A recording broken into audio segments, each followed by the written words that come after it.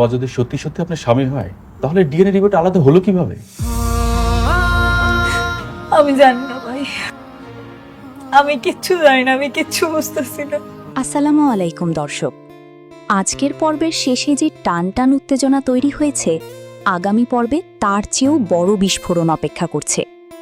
আগামী পর্বের শুরুতেই দেখা যাবে মেঘলা সম্পূর্ণ ভেঙে পড়েছে। ডিএনএ রিপোর্ট তার বিপক্ষে গেলেও সে দৃঢ়ভাবে বিশ্বাস করে তার গর্ভের সন্তান অনিকেরই। কিন্তু প্রমাণ না থাকায় সে আইনের দ্বারস্থ হওয়ার সিদ্ধান্ত নেয়। মেঘলা কোর্টে যাওয়ার প্রস্তুতি নিতে শুরু করে। নিজের সন্তানের অধিকার আদায়ের জন্য সে লড়াই করবে শেষ পর্যন্ত। অন্যদিকে অনিক গভীর কষ্ট আর ভুল বোঝাবুঝির মধ্যে দিয়ে যাচ্ছে। সে বিশ্বাস করে মেঘলা তাকে প্রতারণা করেছে, কিন্তু তার মনের ভেতরে এখনও মেঘলার জন্য ভালোবাসা রয়ে গেছে। তার পরিবারও তাকে বারবার সাবধান করে মেঘলার কাছ থেকে দূরে থাকতে। অন্যদিকে অনিক নিজের ভেতরে এক ভয়ঙ্কর মানসিক যন্ত্রণার মধ্য দিয়ে যাচ্ছে। সে মেঘলার উপর রাগান্বিত, ক্ষুব্ধ, কিন্তু তার মন মানতে চায় না যে মেঘলা তাকে ঠকাতে পারে। সে বারবার সেই মুহূর্তগুলো মনে করে যখন মেঘলা তার পাশে ছিল, কিন্তু প্রমাণ তাকে অন্য কিছু ভাবতে বাধ্য করছে। তার পরিবার তাকে চাপ দিচ্ছে মেঘলাকে ভুলে যেতে এবং নতুনভাবে জীবন শুরু করতে। এই সুযোগটাই কাজে লাগাতে চায় রাতুল। সে ধীরে ধীরে নিজের ফাঁদ পেতে বসেছে। বাইরে থেকে সে নিজেকে একজন সহানুভূতিশীল, সাহায্যকারী মানুষ হিসেবে তুলে ধরছে। মেঘলার বাড়িতে যাওয়া, বাজার করে দেওয়া, খোঁজ নেওয়া, সবকিছুই সে করছে একটা উদ্দেশ্যে। ভেতরে ভেতরে সে হিসাব করছে কিভাবে মেঘলাকে বিয়ে করে তার 1000 কোটি টাকার সম্পত্তির মালিক হওয়া যায়। পরবর্তী দৃশ্যে বড় এক চমক। অনিক জানতে পারে তার ব্যবসায় বড় ক্ষতি হয়েছে। তার প্রজেক্টের সব শ্রমিক হঠাৎ করে কাজ ছেড়ে দিয়েছে।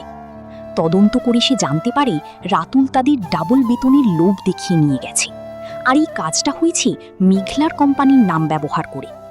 এতে অনিকের রাগ আরও বেড়ে যায়। সেভাবে মেঘলাই তার বিরুদ্ধে প্রতিশোধ নিচ্ছে। এরপর আসে সবচেয়ে গুরুত্বপূর্ণ দৃশ্য। অনিক সরাসরি মেঘলার সামনে উপস্থিত হয়। দুজনের মধ্যে তীব্র তর্ক শুরু হয়। অনিক বলে, তুমি আমার জীবনটা শেষ করে দিয়েছ। মেঘলা কাঁদতে কাঁদতে বলে, আমি শুধু আমার আর আমার সন্তানের জন্য লড়ছি। এই মুহূর্তে তাদের দুজনের মাঝের দূরত্ব আরও বেড়ে যায়, কিন্তু তাদের চোখের ভাষা বলে এখনও সবকিছু শেষ হয়ে যায়নি। এদিকে মেঘলার অফিসে বড় ধরনের পরিবর্তন শুরু হয়। সে বুঝতে পারে তার অজান্তেই অনেক সিদ্ধান্ত নেওয়া হয়েছে, যা অনেকের ক্ষতির কারণ। ধীরে ধীরে তার সন্দেহ পড়ে রাতুলের উপর। সে বুঝতে শুরু করে কেউ একজন ইচ্ছা করে তাদের দুজনের মধ্যে ভুল বোঝাবুঝি তৈরি করছে। শেষ দৃশ্যে দেখা যাবে মেঘলা কোর্টে যাওয়ার জন্য প্রস্তুত। তার চোখে দৃঢ়তা, মুখে সাহস। অন্যদিকে দূরে দাঁড়িয়ে অনিক তাকিয়ে থাকে তার দিকে। দুজনের চোখে জল, কিন্তু কেউ এগিয়ে আসে না।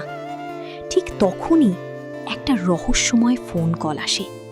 ফোনের ওপাশ থেকে কেউ এমন একটি তথ্য দেয় যা পুরো ঘটনাকে উল্টে দিতে পারে। দর্শক, তাহলে কি সত্যিটা সামনে আসবে? ডিএনএ রিপোর্ট কি আসলেই সঠিক, নাকি এর পেছনে লুকিয়ে আছে বড় কোনো ষড়যন্ত্র? মেঘলা কি তার সন্তানের অধিকার ফিরে পাবে? অনিক কি সত্যটা বুঝতে পারবে? আর রাতুলের এই চক্রান্ত কোথায় গিয়ে শেষ হবে? সব প্রশ্নের উত্তর পেতে চোখ রাখুন গরিব ঘরে রাজপুত্রের আগামী পর্বে। আগামী পর্ব আসছে ইনশাআল্লাহ আগামী 2-3 দিনের মধ্যেই দুপুর 12টার পর। সাথে থাকুন। ধন্যবাদ।